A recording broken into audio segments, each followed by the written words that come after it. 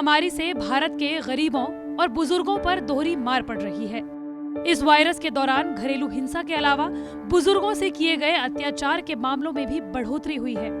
महामारी ने न केवल मनुष्य का जीवन खतरे में डाला है, बल्कि इससे भावनाएं और रिश्ते भी तार तार हुए हैं। कोरोना वायरस महामारी के दौरान घरेलू हिंसा के कई मामले सामने आए, जिसमें कुछ विवाहित महिलाओं से संबंधित थे और कई ऐसे मामले भी सामने आए हैं जो वरिष्ठ नागरिकों से संबंधित हैं। हम बात कर रहे हैं 4 मामलों की जो समाज की आंखें खोल देने वाले हैं। पहला मामला पंजाब के मुक्तसर से सामने आया, जहां एक 80 साल की वृद्ध को उसके ही बेटों ने सड़क पर तिल तिल मरने के लिए छोड़ दिया, लेकिन जब इन महिला का रेस्क्यू किया गया तो उनके सिर पर मैगट यानी कीड़े पड़े हुए थे। दूसरा मामला भी पंजाब से ही सामने आया। पंजाब के अमृतसर शहर में एक वरिष्ठ नागरिक महिला को सिर्फ और सिर्फ इसलिए घर से बाहर कर दिया गया क्योंकि वो परिवार के लिए अशुभ मानी जा रही थी। हालांकि अब इस महिला का भी रेस्क्यू कर दिया गया है। एक एनजीओ अब इनको अपने साथ लेकर गया है। 2 मामले हरियाणा से सामने आए हैं। एक मामला भिवानी का है, जिसमें एक सीनियर सिटीजन ने घरेलू हिंसा से तंग आकर कुएं में छलांग लगा दी। इस महिला का भी रेस्क्यू कर दिया गया। दूसरा मामला भी सोनीपत का है। उसमें हमने देखा कि किस तरह से एक बुजुर्ग महिला को उसी की बहू बुरी तरह से पीट रही है। एक अन्य मामले में भी एक वरिष्ठ नागरिक को पिल्लर दल पिल्लर न्याय के लिए भटकते हुए देखा। ये सारे मामले आंखें खोल देने वाले हैं। कोरोना वायरस महामारी में एक तरफ मानवता की मौत हुई है और दूसरी तरफ रिश्तों की भी।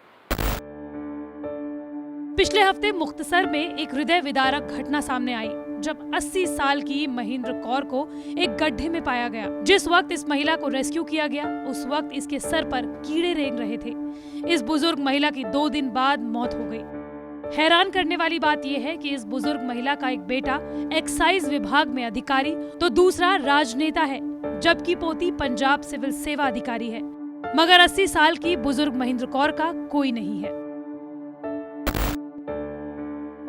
मुक्तसर की तरह ही अमृतसर भी सिखों का प्रसिद्ध धार्मिक स्थल है और यहाँ पर भी एक दिल दहला देने वाली घटना सामने आई, जहाँ 85 साल की गुरदीप कौर को उनके बेटों ने अशुभ मानते हुए घर से निकाल दिया। गुरदीप कौर काफी अरसे से एक पिंजरानुमा कमरे में रह रही थी, मगर इस माँ का दिल देखिए, इतना सब कुछ होने के बाद भी अपने बेटों के खिलाफ एक शब्द नहीं बोला। सोनीपत के सेक्टर 23 में भी जो कुछ हुआ उससे पूरा हरियाणा शर्मसार है। 82 साल की बुजुर्ग महिला को उसकी 38 साल की बहू ने इस कदर पीटा कि उसके पोते पोतियों को खुद ही उसका वीडियो बनाकर सोशल मीडिया पर वायरल करना पड़ा। वीडियो वायरल होने के बाद पुलिस ने आरोपी बहू को गिरफ्तार कर लिया है। एक और तस्वीर सोनीपत से आई। ये तस्वीर भी सोनीपत की 72 साल की बुजुर्ग महिला शांति देवी की है। इनके बाजुओं पर बेटे और बहुओं की मारपीट के निशान देखिए। कई दिनों तक पुलिस स्टेशन के चक्कर लगाती रही, लेकिन किसी पुलिस वाले ने इस बुजुर्ग की शिकायत दर्ज नहीं की। जब मामला मीडिया में उछला तो पुलिस ने पीड़ित महिला का बेटों से समझौता करवा दिया, लेकिन आरोपियों के खिलाफ कोई कार्रवाई नहीं की गई।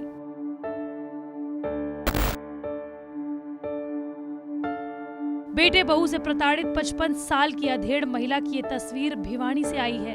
बेटे बहू की मारपीट से तंग आकर एक बंद पड़े गंदे कुएं में छलांग लगा दी, लेकिन पुलिस ने करीब 3 घंटे की कड़ी मशक्कत के बाद उसे बचा लिया और अस्पताल में भर्ती करवाया। गैर सरकारी संस्थाओं, पुलिस और महिला आयोग द्वारा की गई जांच में सामने आया है, ज्यादातर बुजुर्गों को या तो उनके लिए बनाए गए कानून की जानकारी नहीं है, या फिर जिनको जानकारी है वो भावनाओं के कारण अपने बच्चों के खिलाफ शिकायत दर्ज नहीं करवाते।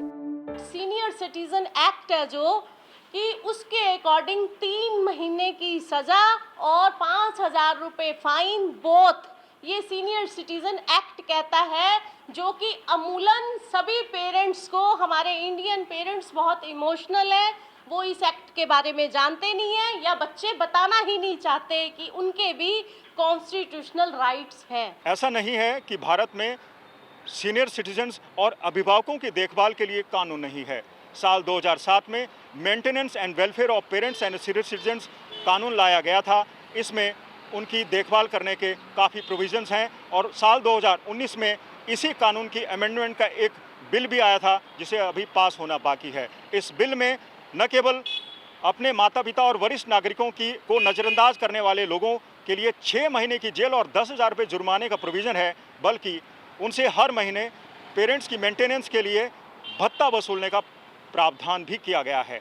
लेकिन अगर कानून की बात एक तरफ रख दें तो महिला आयोग के सदस्य और अधिकारियों का मानना है कि ज़्यादातर अभिभावक अपने बच्चों के खिलाफ शिकायत दर्ज नहीं करते, क्योंकि वो भावनाओं में बह जाते हैं और किसी भी तरह का अत्याचार सहने पर मजबूर होते हैं।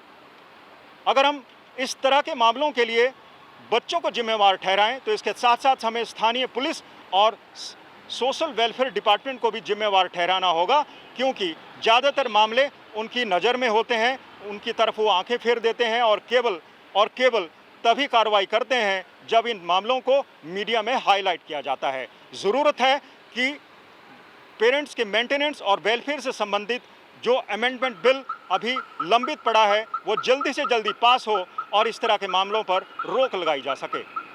वीडियो जर्नलिस्ट दिलीप साहू के साथ मंजीत सहगल, चंडीगढ़।